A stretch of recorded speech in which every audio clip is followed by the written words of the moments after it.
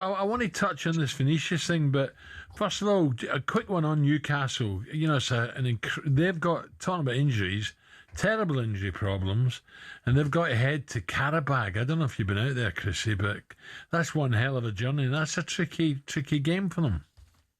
Yes, it is. But I think although Newcastle have probably been more inconsistent, I think, this season than what they have probably the last couple of seasons, for I think various reasons. They are very, very capable of putting on a good result and a good performance, and they certainly have enough quality in the team to be able to do that. And a manager that has proven over the period of time that he's there that he can pull out good results. I'm with you, mate. Eddie Howe. I've got to Well, I know, but I was just going to say it's difficult. Eddie's doing the best job he can do, and yet there they are down in 10th. Yeah, but listen, in the grand scheme of things, I don't know whether you agree, Chris. I look at a far bigger picture than for example, the last 6, 7, 8 games. I think the job Eddie's done there. I think where Newcastle were maybe 5, 6, 7 years ago, new owners come in. Newcastle fans, Chris, surely have got to take a step back and say, this is, from where we were, this is absolutely fantastic. Champions League, won a trophy, let's carry on. I don't think there's anybody up in Newcastle, the club, the supporters, those that know the game would think anything different. Yeah. At this moment, they're still in the Champions League, they're still in the FA Cup, and they're, I think, some 7 points away from 5th place, 7, 8 points away from 5th place. They are very, very capable of putting a good run.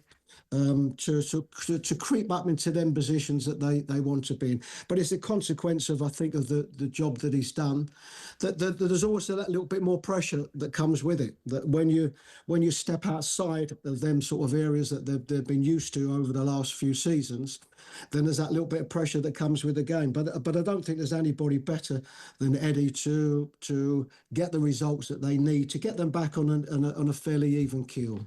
Chrissy, let's move on to this horrible issue. Real Madrid, Benfica, this racial slur, or alleged. And Josie's got involved. I don't know if you had a chance to read about it and what's your take on it? Yes, I mean, I didn't see the game, but I've seen some of the comments and obviously some of the footage. I think as regards Jose, I think we all have an incredible respect for Jose, and I think when you're in them heated moments, and of course it's a very emotional moment, then as managers we all have to make decisions on the comments that we make. But I'd like to go on to the player himself. Has scored a magnificent goal. I think he's celebrated in a way that lots of other players would have celebrated. I don't see anything dramatically wrong with that, but this is also not I. This is a player that's this is not the first time. This has happened on a fairly regular occurrence for this individual. So you can imagine the emotion that he feels straight after scoring. What was a fabulous goal. So I think that the correct action was taken. I know there's a particular protocol now, a new FIFA protocol, which I think is all the referee could do. So that at least he done.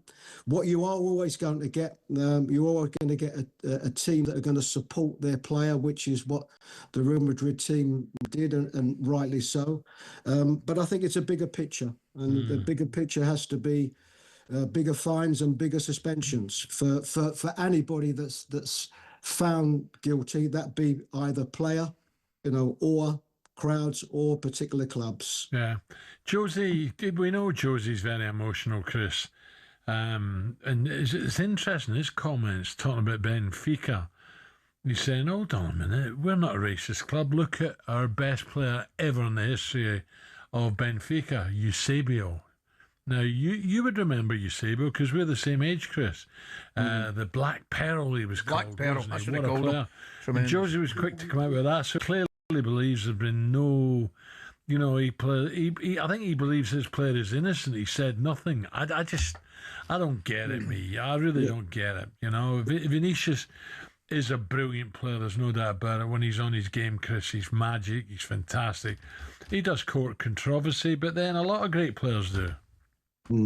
Well, a lot of great players do. A lot of players do. You know, it's part of what they do. You know, when you are an exciting player and a world-class player like he is, what you want to see that extravagant part of the skills that he produces and the goals that he scores, and the celebrations. And you know, celebrations are a part of the game that certainly you wouldn't want to take out of the game. So no, I don't think there's anything wrong with that. He has spoken very, very well about the abuse that he's taken, and I think there has been throughout the game, there has been an incredible amount of support for him.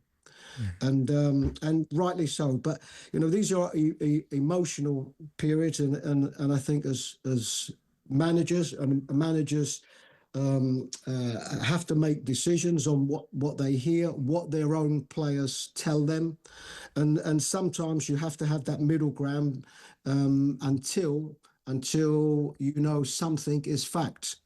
And I think perhaps that's the road that Jose has taken. Chris, just a quick. Sorry, mate. Beg your pardon, cutting you off here again. I'm conscious we're running out of time. We're not going for all that long. I just wanted to ask you how you enjoying the title race. How do you see the run-in going, and what about the relegation setup? I mean, we mentioned Forest, we mentioned Tottenham. It's pretty open down there as well. West Ham. Yeah, well, I think up top, of course, Arsenal, I think have been brilliant this season. I think they have got the best all-round squad for me. And when you look at the bench that they can put on a regular basis, then I think they are favourites, and rightly so. But I think at the bottom is the real interesting area. I think it's you know, I think there are so many teams that could fall into that. You've got a West Ham, of course, that are in that bottom three at the moment, but are in really good form. And hence, you know, what you've seen at Tottenham and Forest, of course, over the last period in changing their managers is due to that. I think people would look at Wolves and Burnley and say their positions, of course, are very, very difficult. But certainly for that other spot that I think most people would feel, I think it could go 3 or 4 places higher. Yeah, just on the fixtures, Chris, what a chance West Ham have.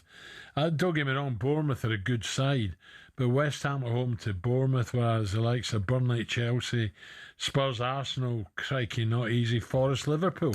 So this is a game that I think West Ham are saying, we need not 1 point, we need 3 points. Well, as regards the points, I mean, they're also a team that are in really good form at the moment. I saw them play at Chelsea a couple of weeks ago, and of course they lost that game, but for 45 minutes. Very good. I would think it's probably the best that they've played all season. I think they've used the market well. They've introduced a couple of players that have given them really good legs up front, and they look a team that's transformed at the moment. So no, I think it's going to be very tight. Of course, what there are still a lot of games. I think there's something like 36 points to play for still. But I think if I was a supporter of any team, probably in that bottom 8, you know, I would be relatively nervous. Chrissy, great to talk, pal. See you soon. Thanks for coming on, Chris. Appreciate your time, mate. All the best. Thanks, Al. Thanks, Ali. Have a good day. Yeah.